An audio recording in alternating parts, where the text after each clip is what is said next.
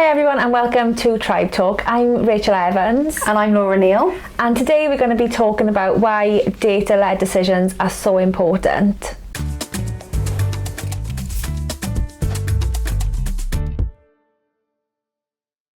Have you ever wondered why some interventions are really effective and others just scratch the surface? It's all to do with data, and we're going to explain why today. So Rachel, for today's podcast, we thought it would be good to do a case example to demonstrate why data can be so important in the decisions that we make for children.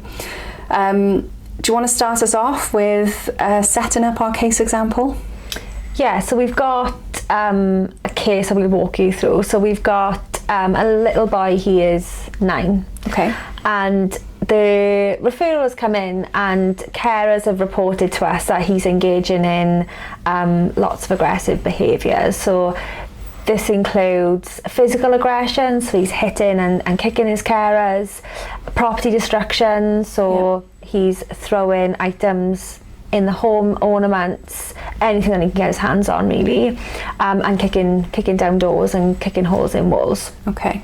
So high levels of aggression. And then alongside that he is using, he's engaging in verbal aggression as well. So he's shouting, sometimes swearing at his carers as well. And his carers have reported to us that this happens all of the time and they're absolutely exhausted. Yeah. They can't find any patterns or anything that is setting these behaviours off, but they're just happening all of the time and they're really struggling to manage. And this is a story we hear fairly frequently, isn't it? That parents or carers come to us at the point where they're just feeling completely burnt out because they've been dealing with these things for quite a while by the time they reach our service. And there's a number of different ways that you can go in working with a family and a young person who are experiencing these types of things. So something that could be recommended for a family in this situation would be what we would call is a general intervention.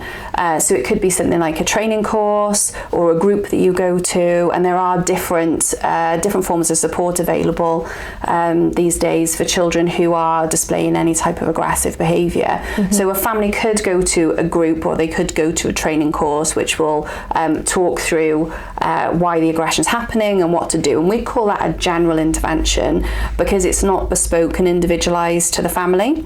No, it's a collective of strategies that we discussed that any family sitting on that training could take away and implement. So typically trainings will go through, this is why it might be happening. The training might introduce some general strategies like being compassionate. It might be putting rules and boundaries in place specifically around that time, and it might give you some interventions to use when any aggression happened. And a typical one that we've heard is to have other people around the house. So if aggression happens, have a friend that you can call in to help you out at that time, or have a friend that can come in and support you or come in and speak to the child. So those are typical things that might be advised, and they're what we would call general interventions. Yeah. Now some of these can be definitely be informative. You can learn a lot by going to a group or going on a training course.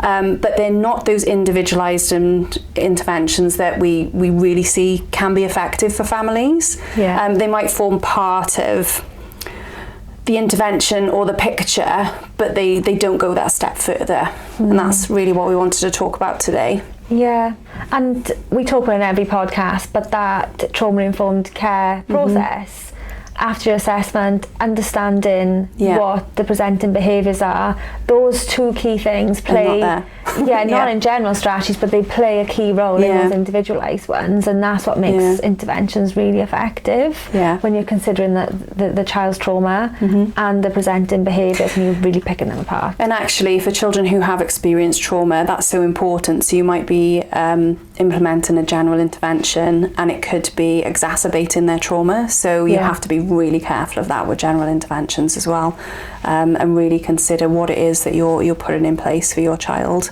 Yeah. Yeah. So we talked about those general interventions, but then we've got those individualised ones as well. So we talked about general interventions, then you touched on individualised interventions and what makes them so different and so effective. So an individualised intervention is when there's an assessment that's taken place and we've understood patterns of behaviour, we've understood what is going on in that immediate sense that is setting that behaviour off and what's maintaining that behaviour, and from that information, considering the child's trauma history as well, we come up with intervention strategies that are going to support behaviour reduction as a side effect, but how we're skill building at the same time. So it's those individualised interventions that are created bespoke for that child. Yeah, and there's a number of ways that we can do this. So you can do it through a verbal assessment, where and that's usually how you'd start in any circumstance. So you might speak to the parents, you might speak to the child, you might work out what's going on for that family, and you can make recommendations based on that assessment. But where we like to take things one step further and where they become really effective is where we start to use data. Yes. Yeah. And using data to guide our decisions. Yeah.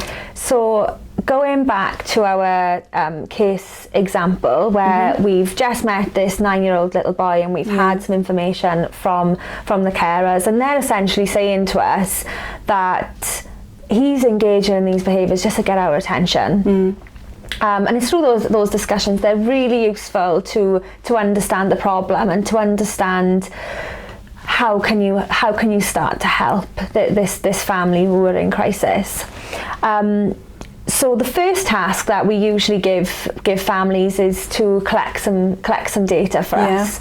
So we would ask families over the next couple of weeks to collect some data where we're looking at what is triggering that behaviour, what does that behaviour actually look like, and what happened immediately after that behaviour, because that gives us an indication as to why they're engaging in that behaviour.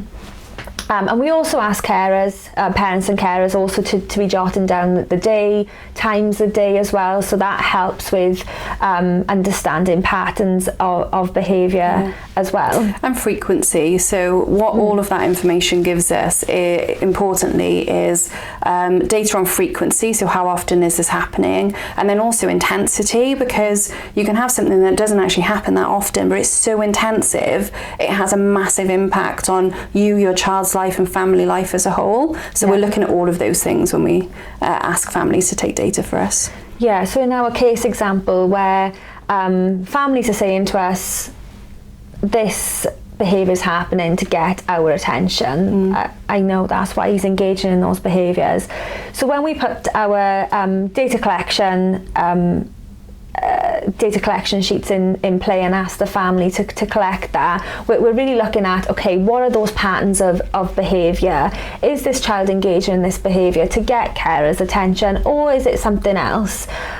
Other things that we're looking out for as well are there particular times of day that this is most problematic? Are there people present that might be evoking further challenges?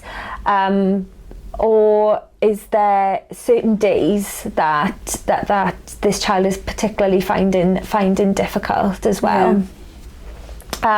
So in this case example, when we were supporting the family, we understood that through the data collection, we picked out some key patterns. So there were particular times of day that these behaviours were happening. So it was any time in a transition, really. So what we mean by that is whenever the child needed to leave one thing, go on to the next thing, or leave the home to go out somewhere, we've seen these behaviours start to escalate. And the word transition here is important as well, because sometimes we think of transitions as moving from one place to another, so transition to school, from school to contact, back from contact.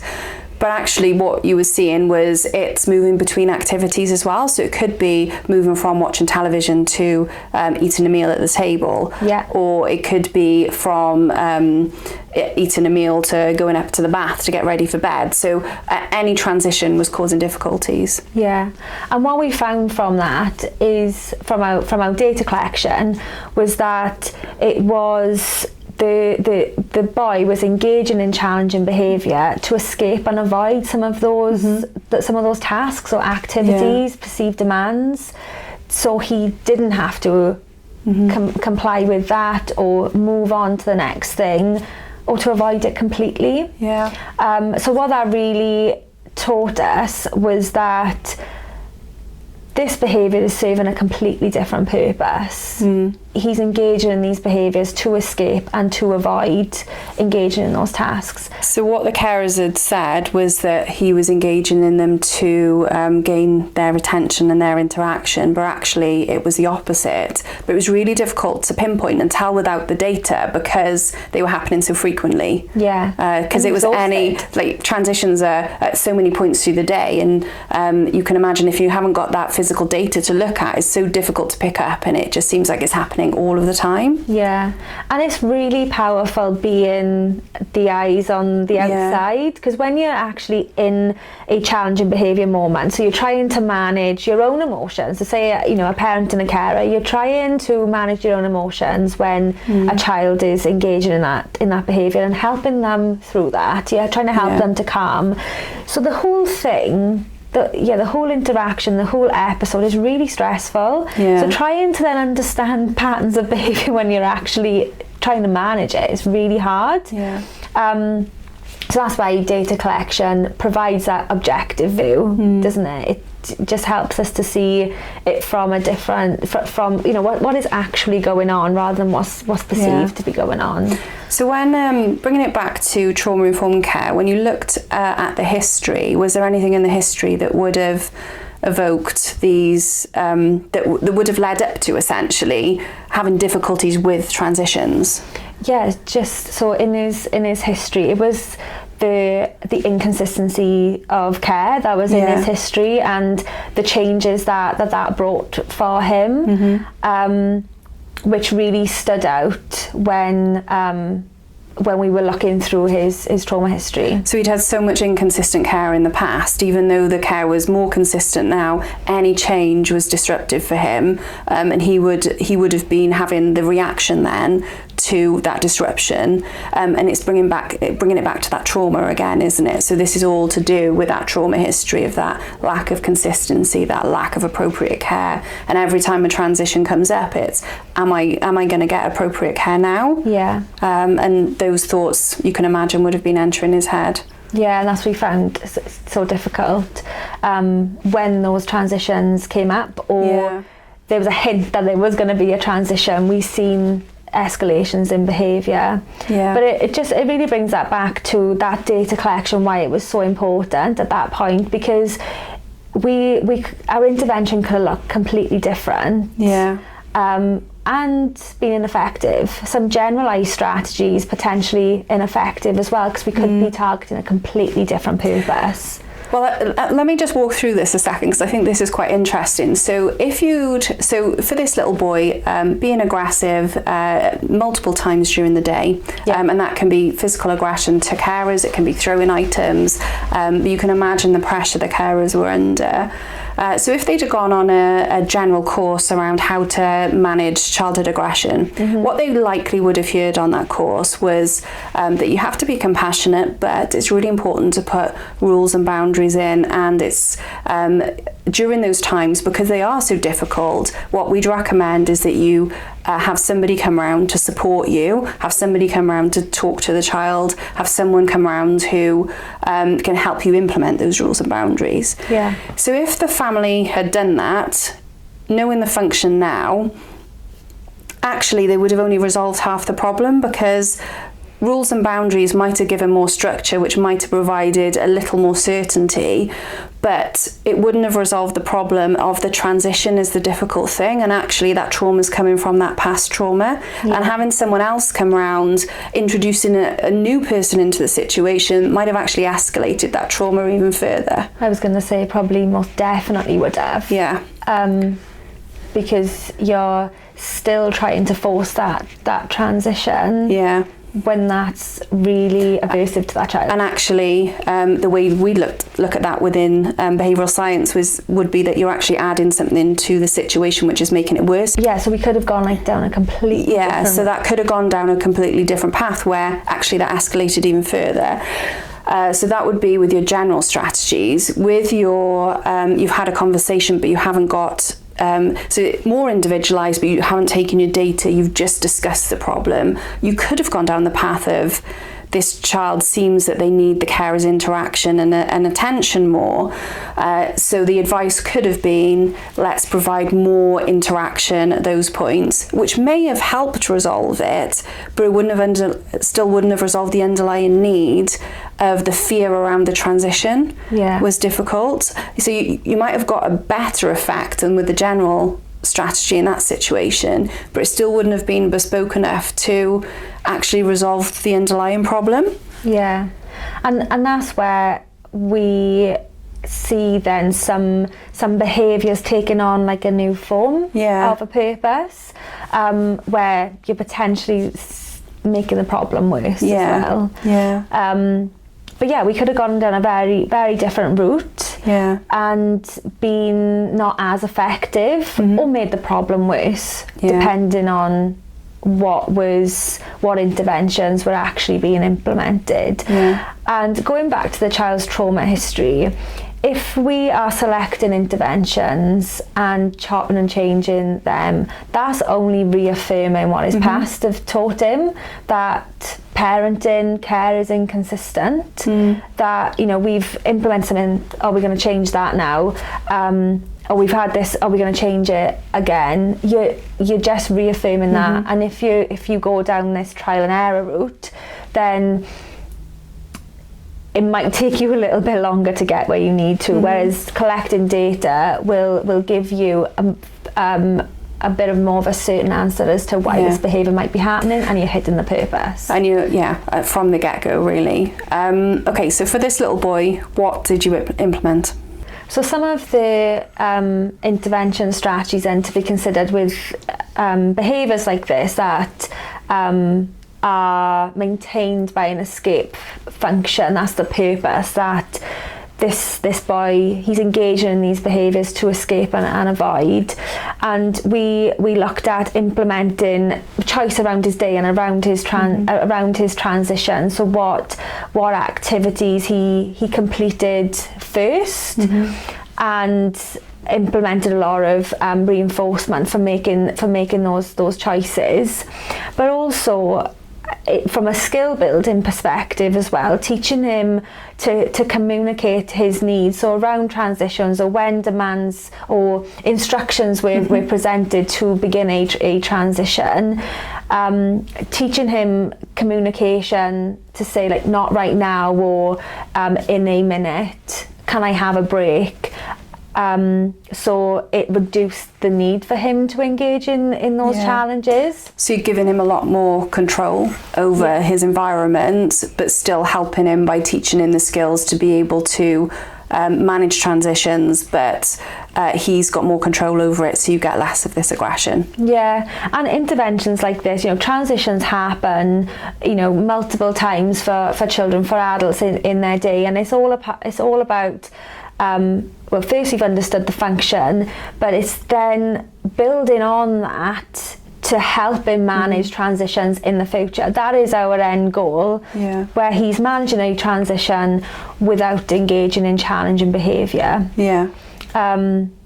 And you wouldn't have been able to do that without the data, because you wouldn't know what the function was. And this is the big difference then between those generalised interventions or generalised trainings that you might go on, one that might be individualised to a certain extent by having conversations and discussions, but then when you can get them really individualised by taking data. So to finish off, we've got a question from Krista from our team, and she's asked, what can we do if a parent is finding data collection difficult? Yeah, and good question, because we appreciate that it is difficult, because that's an extra thing for a parent or carer to do it in their day, but absolutely speak to the person that you're working with, because there's lots of different data collection methods, and it's important that we choose the correct one that suits our goals and our outcomes for a child. So data collection, as long as we get the information that we need, then that is the most important thing, and we can tailor that to the family to make it a little bit more user friendly or easier for the family to use. But most importantly, we just know that data is essential when we're developing interventions. They guide our decision making. Yeah. And I think in addition to guiding the decision making, it can be really reassuring at times as well. So for a family, if they for example, have been dealing with difficulties for quite a long time, and in this case example, aggression, that's so difficult, and sometimes it can take a while before you see the progress, but data can show you your progress, which is really great as well. And families appreciate that when we go along to consultations and we're able to show graphs, because our data that we collect, they will translate into graphs, and we're showing the families then how the child is progressing. When they can visually see that, okay, I'm seeing some challenges, but the intensity is reduced or the frequency is reduced. Again, that is really reassuring that they've got the right strategy in place. So key takeaways from today: if you want to see real change, general strategies are okay, but data-driven strategies and decisions are really what's going to make the difference. If you found today's podcast helpful, then remember to subscribe to Tribe Talk for more trauma-informed care in practice.